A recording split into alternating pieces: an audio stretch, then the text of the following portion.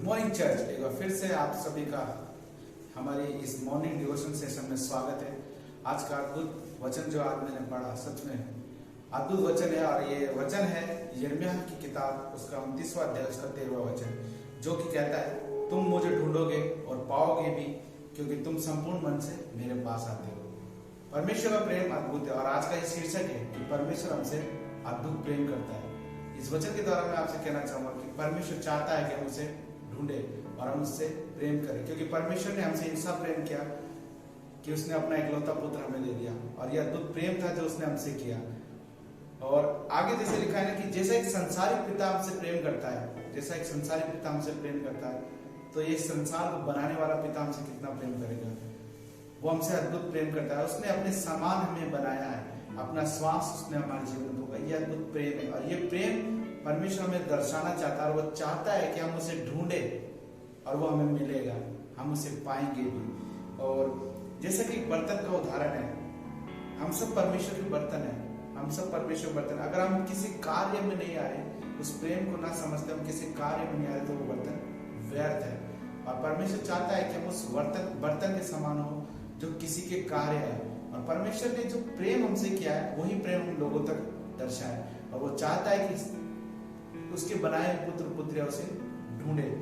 जैसा कि परमेश्वर का अद्भुत वायदा है, भजन संहिता 102 का 17 में लिखा है, वह लाचार की प्रार्थना की ओर मुंह करता है और उनकी प्रार्थना को तुच्छ नहीं जानता है। परमेश्वर ने अद्भुत प्रेम किया भाई और बहनों से, और वो हमारी प्रार्थना को कभी भी तुच्छ नहीं जाने देता।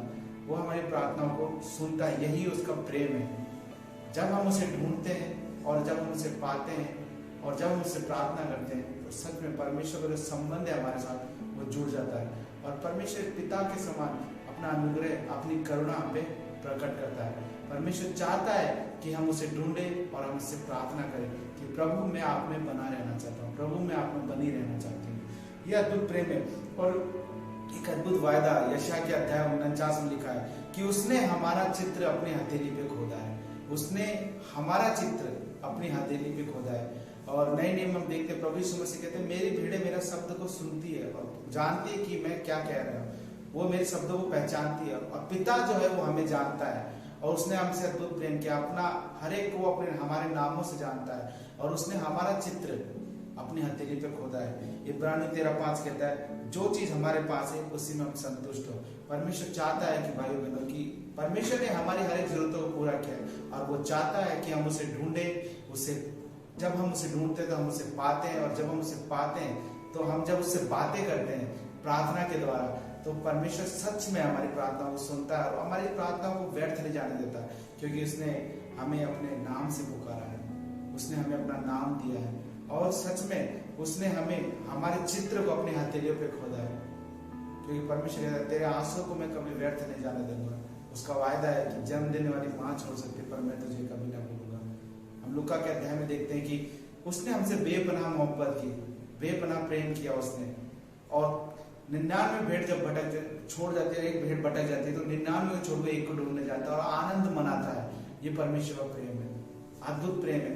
हम कल्पना नहीं कर सकते। जब पिता जब हमसे अलग हो गया था, तो उसने स्वयं अपने पुत्र को हमारे लिए भेजा ताकि हम परमेश्वर के साथ हमारा संबंध स्थापित हो सके, और आने वाले समय प्रभु यीशु मसीह हमें लेने आने वाले हैं। तो परमेश्वर चाहता है कि हम उसे प्रेम करें, हम उसे ढूंढे, और जब हम उसे ढूंढेंगे तो हम उसे पाएंगे भी। ये अद्भुत प्रेम है। भाइयों बहनों, इस सुबह मैं आपको उत्साहित करना चाहूंगा कि लगातार आप परमेश्वर की खोज में रहिए। परमेश्वर आपके लिए बाएं फैलाए हुए खड़ा है, और वो चाहता है कि हम उससे प्रार्थना करें, हम उससे बातें करें। प्रभु आप सभी को वचनों के द्वारा आशीष दे, और हम चाहते हैं कि इसी तरह आप हमारे ऐसे डिवोशनल वीडियोस देखने के लिए, हमारी सर्विस को देखने के लिए आप हमारे इस चैनल को सब्सक्राइब कर सकते हैं, और लगातार आप हमारी प्रार्थना विनती में शामिल हो सकते हैं। आप सभी को परमेश्वर आशीष दे। आमीन।